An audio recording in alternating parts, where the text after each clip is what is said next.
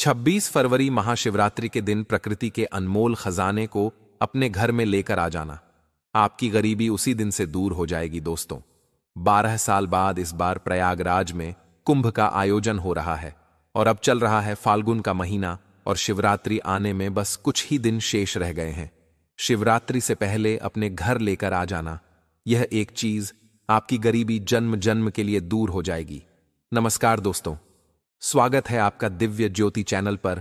आज का वीडियो आप लोगों के लिए बहुत ही खास है, क्योंकि आज के वीडियो में आपके दुख दर्द तकलीफ और इच्छा पूर्ति की हर प्रकार के उपाय आपको प्राप्त होने वाले हैं।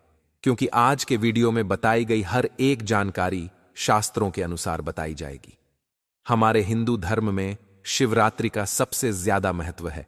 शिवरात्रि का पर्व हमारे हिंदू धर्म में सबसे ज्यादा महत्वपूर्ण इसलिए माना जाता है क्योंकि इस दिन भगवान भोलेनाथ की पूजा की जाती है और भगवान भोलेनाथ को देवों के देव महादेव कहा जाता है।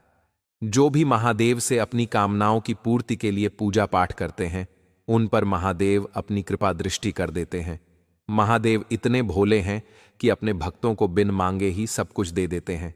परंतु महादेव की कुछ प्रिय चीज हैं जिनको अगर महाशिवरात्रि के दिन सही विधि जान करके सही तरीके से भगवान भोलेनाथ को समर्पित किया जाता है तो दुनिया की ऐसी कोई चीज नहीं जो आप भगवान भोलेनाथ से प्राप्त न कर पाए। हर नामुमकिन से मुमकिन चीज को भगवान भोलेनाथ की कृपा से मुमकिन किया जा सकता है। इसलिए इस शिवरात्रि को अपने हाथ से निकलकर न जाने दे। इसीलिए मैं आपको पहले से ही इस वीडियो में यह जानकारी दे रहा हूं ताकि आप सही समय रहते हुए इस जानकारी का सदुपयोग कर सकें और अपने जीवन से गरीबी का नाश कर सके। आज का वीडियो बहुत महत्वपूर्ण इसलिए भी है क्योंकि आज के वीडियो में कुछ जड़ी बूटियां भी हम आपको बताने वाले हैं, जिन जड़ी बूटियां से आप रोग बीमारियों को दूर करने के साथ साथ कई तरह के कामना सिद्ध के उपाय कर सकते हैं। यह उपाय इतनी असरदार होती है कि शिवरात्रि के दिन करने से व्यक्ति का मुकद्दर खुल जाता है और व्यक्ति मुकद्दर का सिकंदर बन जाता है। तो चलिए देर न करते हुए प्रारंभ करते हैं। उससे पहले एक छोटी सी प्रार्थना है कि यह 5 मिनट का समय आपकी किस्मत बदलने की ताकत रखता है। इसीलिए आप पहले तो इस वीडियो को लाइक कर दीजिए और चैनल दिव्य ज्योति पर नए हैं तो जरूर से सब्सक्राइब कर दीजिए और वीडियो अंत तक जरूर से देखिएगा। यह वीडियो पर आपके लिए बहुत बहुत ज्यादा महत्वपूर्ण है। और कमेंट में जिसने भी हर हर महादेव नहीं लिखा तो जल्दी से हर हर महादेव लिख दीजिए। दोस्तों, हिंदू धर्म में महाशिवरात्रि का विशेष महत्व है क्योंकि इस दिन महाशक्ति मां पार्वती और शिव जी का विवाह हुआ था। इसी कारण इस दिन भगवान शिव की विधिवत पूजा करने के साथ अभिषेक करने का विधान है। मान्यता है कि इस दिन शिव जी की विधिवत पूजा करने से जीवन में खुशियों की दस्तक होती है। इसके साथ ही हर तरह के दुखों से छुटकारा मिल जाता है। इस साल की महाशिवरात्रि काफी खास है क्योंकि इस दिन 12 साल बाद प्रयागराज में लगा महाकुंभ का आखिरी शाही स्नान होगा। इसीलिए इस महाशिवरात्रि के दिन प्रकृति के इस अनमोल खजाने को जरूर लेकर आए दोस्तों। प्रकृति का खजाना अनमोल और असीमित है। कुछ पौधे अपने आप ही उगाते हैं और हम उन्हें बेकार समझकर जंगली घास फूस मानकर उखाड़ फेंक देते हैं। आज मैं आपको ऐसे ही कुछ पौधों के बारे में बताने जा रहा हूं जो हमारे आसपास मौजूद होते हैं और जिन्हें हमें कचरा नहीं बल्कि हीरे मोती से भी ज्यादा कीमती मानना चाहिए। इनका औषधीय महत्व बेहद महत्वपूर्ण होता है।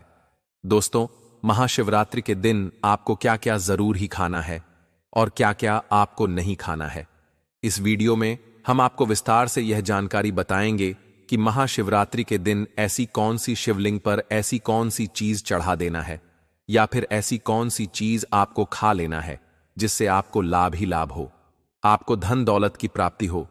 इसलिए आप इस वीडियो को अंत तक जरूर देख लेना। मानकर चलिए, अगर आप इस वीडियो को अंत तक देख लेते हैं तो मैं महादेव की सौगंध खाता हूं कि आपकी जो कोई मनोकामना है वह पूर्ण ना हो जाए। तो मुझे बताना दोस्तों, यह उपाय अभी तक हम लाखों और करोड़ों व्यक्तियों को बता चुके हैं।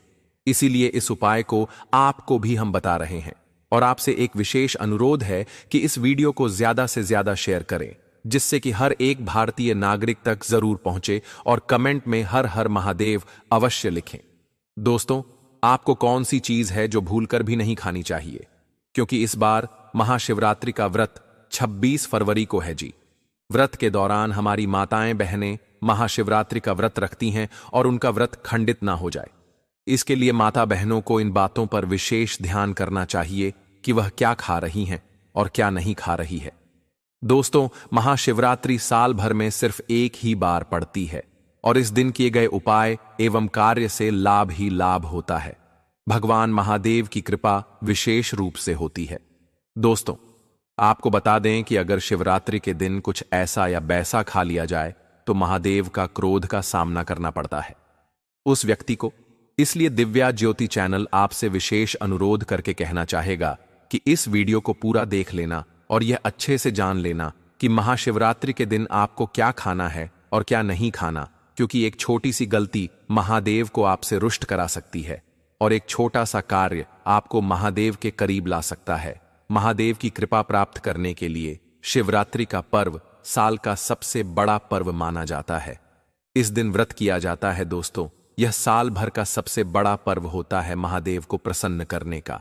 और इस दिन दोस्तों हम आपको विशेष रूप से बताएंगे कि सबसे पहले हम इस वीडियो में बताएंगे आपको कि महाशिवरात्रि के दिन आपको कौन सी चीज अवश्य खाना है और कौन सी चीज भूल कर भी नहीं खाना है दोस्तों, जिससे आपको महादेव की कृपा ही कृपा प्राप्त हो और आपकी हर एक मनोकामना इस दिन पूर्ण करने का महा उपाय भी बताने वाले हैं दोस्तों।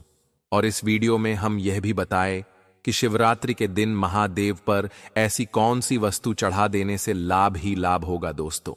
इस वीडियो को आप पूरा देख लेना। आपको अंत में इस वीडियो में मैं ऐसा उपाय महा उपाय बताऊंगा दोस्तों।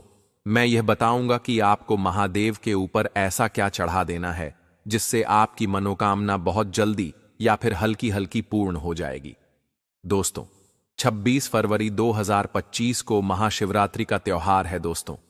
इस खास मौके पर पूरे देश में भगवान शिव जी के मंदिर में भीड़ लगेंगी। कई लोग इस पावन अवसर पर भगवान शिव जी को प्रसन्न करने के लिए उपवास रखते हैं। उपवास रखने से मन को शांति मिलती है। अगर आप भी इस खास अवसर पर उपवास करने जा रहे हैं तो अपनी सेहत का विशेष ध्यान रखें। साथ ही इस बात का ध्यान रखें कि इस अवसर पर क्या खाएं और क्या ना खाएं। आज हम आपको इस लेख में व्रत के दौरान क्या खाना चाहिए और क्या नहीं खाना चाहिए के बारे में विस्तार से बताएंगे। आइए जानते हैं शिवरात्रि पर क्या खाएं और क्या ना खाएं। शिवरात्रि के व्रत में क्या ना खाएं दोस्तों। इस वीडियो के अंत में मैं आपको यह भी बताऊंगा कि आप महादेव पर ऐसी कौन सी चीज चढ़ा देते हैं जिससे महादेव आपसे सबसे जल्दी प्रसन्न हो जाते हैं और मनोवांछित फल प्रदान करते हैं। आइए जानते हैं दोस्तों। चाहे कुछ भी हो जाए, महाशिवरात्रि के दिन मांस मदिरा का सेवन गलती से भी मत करना, नहीं तो आपके साथ कुछ भी हो सकता है। महाशिवरात्रि के दिन देर तक कभी न सोएं, इससे आपका भाग्य बिगाड़ सकता है। भगवान भोलेनाथ रूठ सकते हैं। महाशिवरात्रि के दिन दाल चावल या गेहूं से बने पकवान नहीं खाना चाहिए। इस दिन आप सिर्फ फल, दूध, चाय और कॉफी ले सकते हैं। दोस्तों, अगर आप भगवान भोलेनाथ जी को प्रसन्न करना चाहते हैं तो इस दिन काले कपड़े भूल कर भी मत पहनना। इस दिन जितना ज्यादा हो सके भगवा रंग, यह लाल रंग का ही कपड़ा पहने, बहुत ही शुभ और मंगलकारी माना जाएगा। इस दिन गलती से भी पति पत्नी शारीरिक संबंध भूल कर भी ना बनाएं, अन्यथा भगवान भोलेनाथ के क्रोध का सामना आपको करना पड़ेगा। इस दिन जितना ज्यादा हो सके दान पूर्ण करें। भगवान भोलेनाथ को अगर खुश करना है तो यह बातें गांठ बांध ले दोस्तों, यह पाप कभी मत करना। महाशिवरात्रि के इस पावन अवसर पर शिवलिंग पर भूल कर भी यह चीजें मत चढ़ाना, नहीं तो जिंदगी भर आपको किसी बड़ी परेशानी का आपको सामना करना पड़ सकता है। आपका व्रत टूट भी सकता है। भगवान भोलेनाथ अत्यंत क्रोधित हो सकते हैं, जान लीजिए, नहीं तो आपके व्रत रखने का कोई भी फायदा नहीं। तो चलिए जानते हैं दोस्तों। नंबर 1, तुलसी। पौराणिक कथाओं के मुताबिक तुलसी को माता लक्ष्मी जी का स्वरूप माना जाता है। माता लक्ष्मी जी भगवान विष्णु जी की अर्धदांगी है। भगवान विष्णु शालिग्राम की में ही तुलसी का प्रयोग किया जाता है। ऐसे में शिवलिंग पर तुलसी का प्रयोग वर्जित है। यह आपको पाप का भागीदार बना सकता है। ऐसा अनर्थ कभी मत करना दोस्तों। नंबर 2, सिंदूर। एक प्रकार से श्रृंगार की वस्तु है जो सभी देवियों को चढ़ाया जाता है, परंतु भगवान भोलेनाथ बैरागी हैं और वह महाकाल है, इसीलिए उन्हें सिंदूर नहीं चढ़ाया जाता है। ऐसा पाप आप कभी मत करना दोस्तों। नंबर 3, शिवरात्रि के पावन अवसर पर जितना ज्यादा हो सके आपको भगवा रंग पहनना चाहिए। भगवान भोलेनाथ अति प्रसन्न होते हैं। इस दिन काले कपड़े पहनने से बचना चाहिए और मंदिर में काले वस्त्र पहनकर कभी प्रवेश ना करें।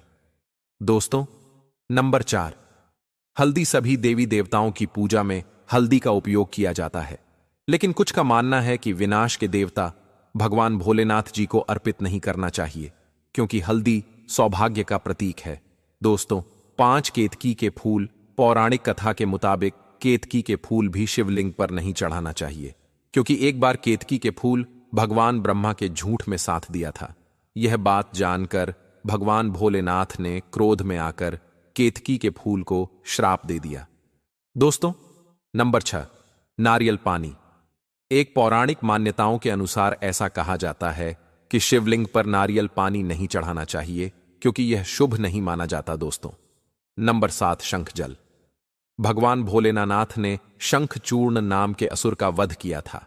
शंख को उसी असुर का प्रतीक माना जाता है जो भगवान विष्णु का भक्त था, इसीलिए विष्णु भगवान की पूजा शंख से होती है, शिव की नहीं। दोस्तों, नंबर 8, तिल। यह भगवान विष्णु के मैल से उत्पन्न हुआ था, माना जाता है, इसीलिए इसे भगवान भोलेनाथ को नहीं अर्पित किया जाना चाहिए। दोस्तों, नंबर 9, टूटे हुए चावल। भगवान भोलेनाथ को अक्षत यानी साबुत चावल अर्पित किए जाने के बारे में शास्त्रों में लिखा है।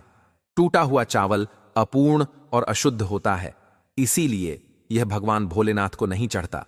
आप ऐसा अनर्थ सेट करना, चावल चढ़ाने से पहले ध्यान से देख ले, कहीं चावल टूटा हुआ ना हो। खास तौर से शिवरात्रि पर यह चीजें भगवान भोलेनाथ को चढ़ाने से भी व्यक्ति का भाग्य चमक उठता है। भगवान भोलेनाथ होते हैं अति प्रसन्न। तो चलिए जानते हैं दोस्तों। नंबर 11, गंगा जल। भगवान विष्णु के चरणों से निकली और भगवान भोलेनाथ की जटा से धरती पर उतरी है, इसीलिए सभी नदियों में गंगा परम पवित्र। गंगा जल से भगवान भोलेनाथ का अभिषेक करने से मानसिक शांति और सुख की प्राप्ति होती है। दोस्तों, नंबर 12, गन्ने का रस और का प्रतीक माना जाता है। शास्त्रों में इसे बहुत ही पवित्र माना गया है। प्रेम के देवता कामदेव का धनुष गणने से बना है। देव प्रबोधिनी एकादशी के दिन गन्ने का घर बनाकर भगवान विष्णु की देवी तुलसी की पूजा की जाती है। दोस्तों, नंबर 13, 3 पत्तों वाला बेलपत्र। 3 पत्तों वाला बेलपत्र जो कटा फटा नहीं हो, ऐसा भगवान भोलेनाथ को चढ़ाएं। 3 पत्तों वाला बेलपत्र त्रिदेव ब्रह्मा विष्णु महेश का प्रतीक माना जाता है। महाशिवरात्रि के अवसर पर बेलपत्र अर्पित करने से शिवलोक की प्राप्ति होती है, ऐसा पुराणों में बताया गया है।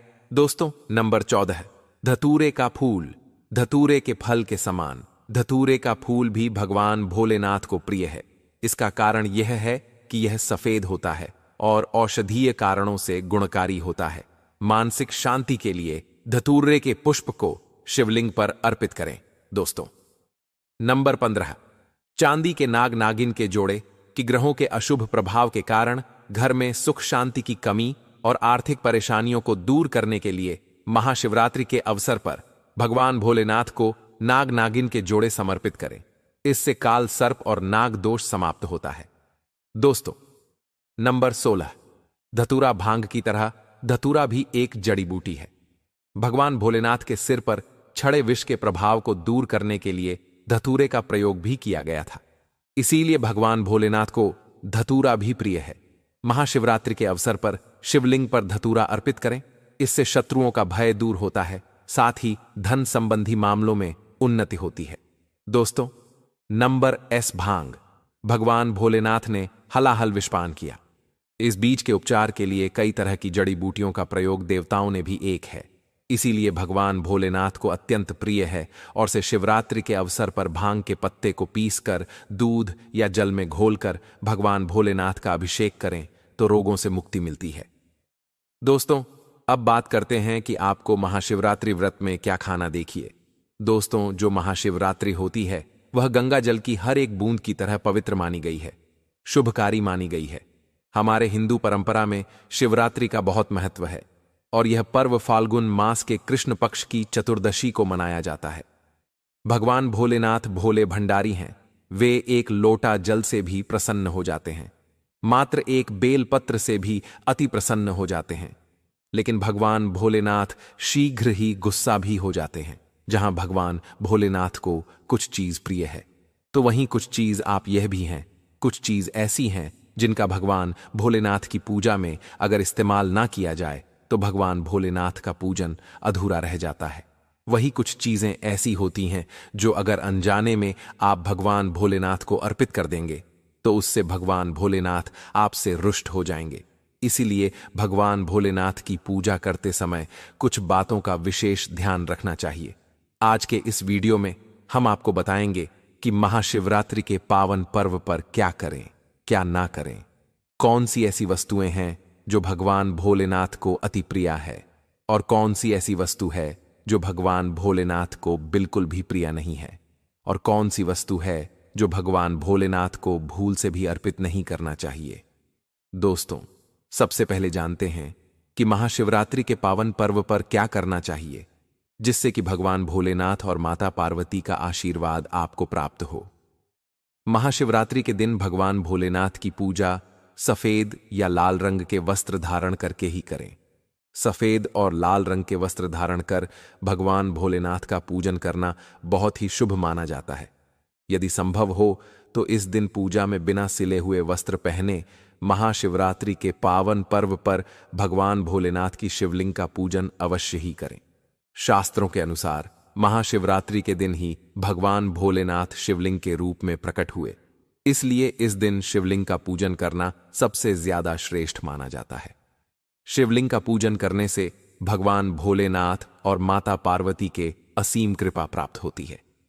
वैसे तो महाशिवरात्रि पर भगवान भोलेनाथ का पूजन रात्रि में किया जाता है। भोलेनाथ का रात्रि के समय पूजन करना, इससे भगवान भोलेनाथ अति शीघ्र ही प्रसन्न हो जाएंगे और आपको मनचाहा वरदान देंगे। महाशिवरात्रि पर भगवान भोलेनाथ के साथ माता पार्वती जी की पूजा भी अवश्य ही करें। ऐसा करने से आपको भगवान भोलेनाथ के साथ माता पार्वती जी का भी आशीर्वाद प्राप्त होगा। शिवरात्रि के दिन भगवान भोलेनाथ की शिवलिंग पर बेलपत्र अवश्य ही अर्पित करें। बेलपत्र भगवान भोलेनाथ को अति प्रिय है। बेलपत्र के बिना भगवान भोलेनाथ का पूजन अधूरा माना जाता है। बेलपत्र एक पत्ता नहीं माना जाता। एक डांडी में जो 3 पत्ते जुड़े हैं उन्हें बेलपत्र कहा जाता है। एक डांडी में 3 जुड़े हुए बेलपत्र ही शिवलिंग पर अर्पित करें और चंदन से उस पर ओम नमः शिवाय लिख करके अर्पित करें। ऐसा करने से भगवान भोलेनाथ की कृपा प्राप्त होती है। महाशिवरात्रि के दिन भगवान भोलेनाथ को पूजा में अक्षत अर्पित करें। ऐसा करने से आपको भगवान भोलेनाथ जी का आशीर्वाद प्राप्त होगा। इस दिन रात्रि में भगवान भोलेनाथ का जागरण अवश्य करना चाहिए, जिससे आपको महाशिवरात्रि का पूर्ण फल प्राप्त हो सके। महाशिवरात्रि के दिन भगवान भोलेनाथ की पूजा करने से पहले भगवान श्री गणेश, भगवान कार्तिकेय नंदी जी और माता पार्वती का पूजन अवश्य ही करना चाहिए, नहीं तो आपको पूजा का फल प्राप्त नहीं होगा। इस दिन बैल को हरा चारा अवश्य ही खिलाना चाहिए, क्योंकि बैल को नंदी जी का रूप माना जाता है, जो भगवान भोलेनाथ जी को अत्यधिक प्रिय है। दोस्तों, महाशिवरात्रि पर इन कार्यों को करने से भगवान भोलेनाथ की कृपा प्राप्त होती है। दोस्तों, अब बात करते हैं कि आपको महाशिवरात्रि के दिन क्या क्या खाना चाहिए। शिव पुराण के अनुसार माना जाता है कि महाशिवरात्रि पर व्रतधारी को धतूरा अवश्य खा लेना चाहिए। भले ही आप थोड़ा सा खाएं, लेकिन खा जरूर लें, इससे व्रत पूरा हो जाता है। इस दिन भांग खाने से संपूर्ण फलों की प्राप्ति हो जाती है। अगर आप भांग नहीं खाते हैं तो इसे थोड़ा बहुत छक ले, नहीं तो आपका व्रत अधूरा माना जाएगा। दोस्तों, महाशिवरात्रि के पावन पर्व पर भगवान भोलेनाथ और माता पार्वती जी की कृपा प्राप्त करने के लिए इन सभी बातों का विशेष ध्यान रखें, जिससे आपको व्रत और पूजा का पूर्ण फल प्राप्त हो और भगवान भोलेनाथ और माता पार्वती जी की आपको कृपा मिल सके। बहुत सी चीजें इस दिन के व्रत में ऐसी होती हैं जो आपको नहीं खानी चाहिए, और एक चीज ऐसी है जो महाशिवरात्रि के दिन जरूर खानी चाहिए, ताकि आपको इस व्रत का संपूर्ण फल मिले।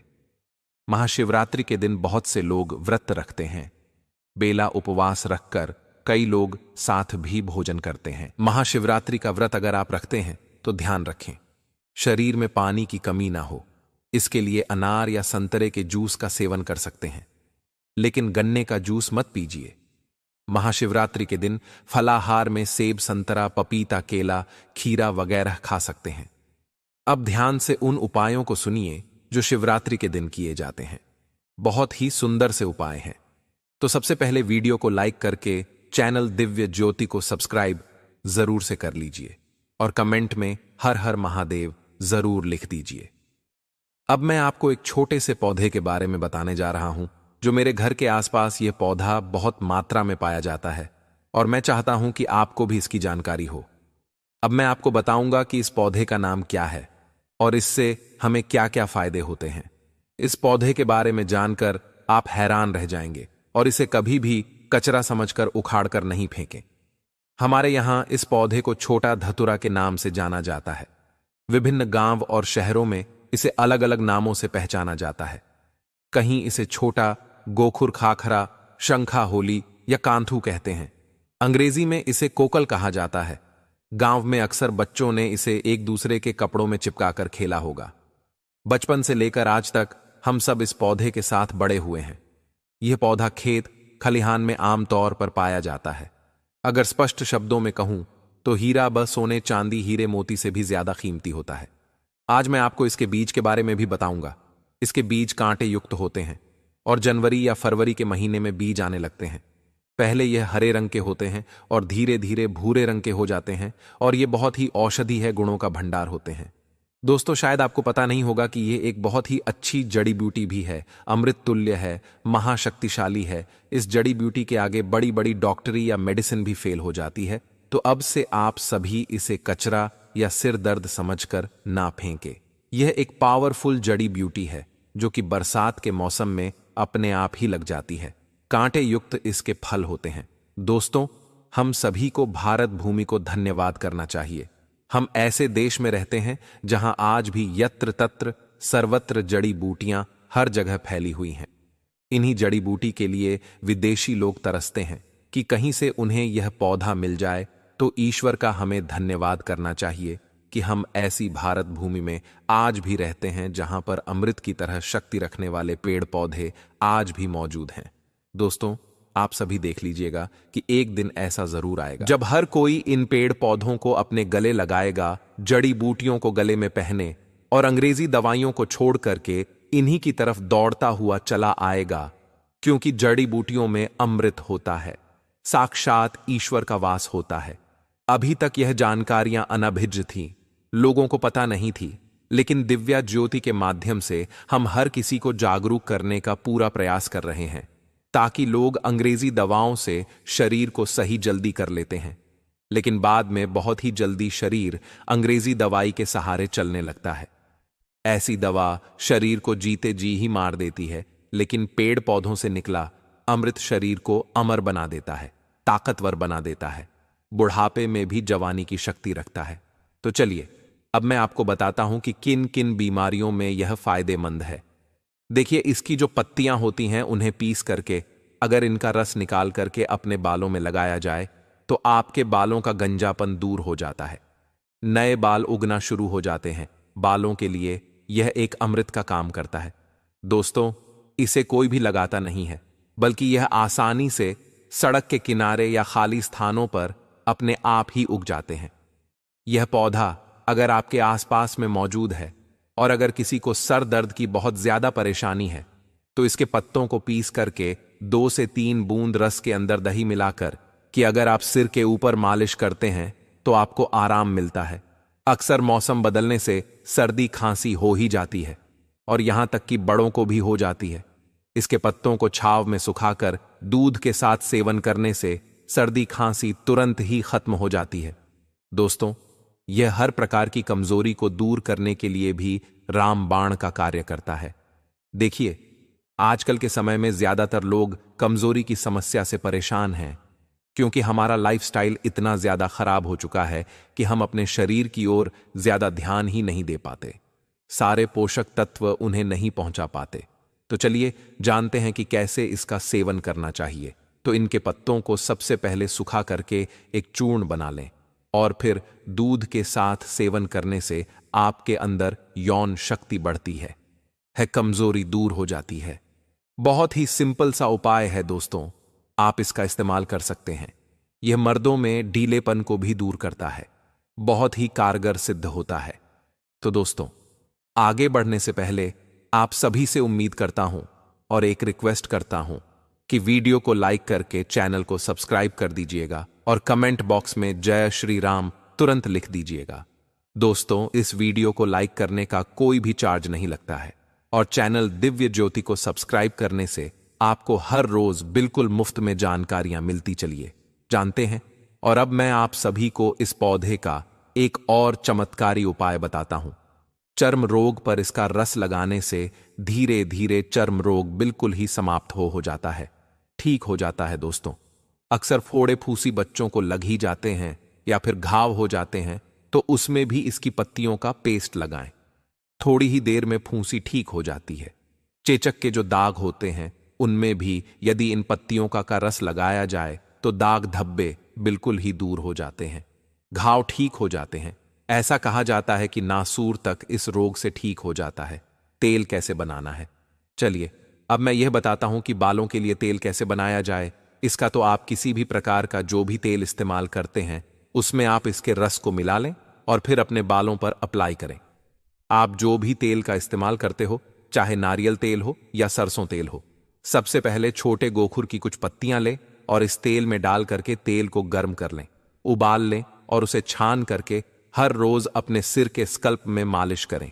ऐसा करने से आपके सिर में कभी भी सफेद बाल की समस्या नहीं होगी। बाल हमेशा काले और घने बने रहेंगे। अगर आपके पैर में घुटनों में लगातार दर्द बना रहता है तो इस पौधे की जड़ को आपको धूप में अच्छी तरीके से सूखा लेना है। उसके बाद सरसों के तेल में मिलकर इसकी मालिश लगातार 3 महीने तक करना है। अगर आयुर्वेदिक शास्त्र के अनुसार आप यह उपाय करते हैं तो आपके घुटने का दर्द आधे से भी कम हो जाएगा। अगर आपके घर में कोई ऐसा व्यक्ति है जिसके हाथों में या हाथ के जोड़ों में हमेशा दर्द बना रहता है, तो दोस्तों, इस पौधे की पत्तियों को सरसों के तेल में गर्म कर उसके हाथों पर या हाथ के जोड़ों पर लगना शुरू कर दीजिए और आप खुद देखेंगे सिर्फ 1 महीने में उस व्यक्ति के हाथ का दर्द पूरी तरह से समाप्त हो जाएगा। दोस्तों, अगर आपके घर में रोज लड़ाई झगड़ा गृह क्लेश होता है, आपके घर के लोग एक दूसरे को देखना पसंद नहीं करते हैं, तो शास्त्रों में वेद पुराणों में बताया गया है कि इस पौधे की पत्ती को अगर आप अपने घर की अलमारी पर सिर्फ 11 दिन के लिए रख देंगे और फिर किसी भी बहती नदी में प्रवाहित कर देंगे तो आपके घर में जितने भी नकारात्मक शक्ति परेशानी दिक्कत होगी वह सारी समस्याएं इस पौधे की पत्तियां अपने साथ लेकर के परिवाहित हो जाएंगी और आपके घर पर सकारात्मक ऊर्जा का वास हो जाएगा।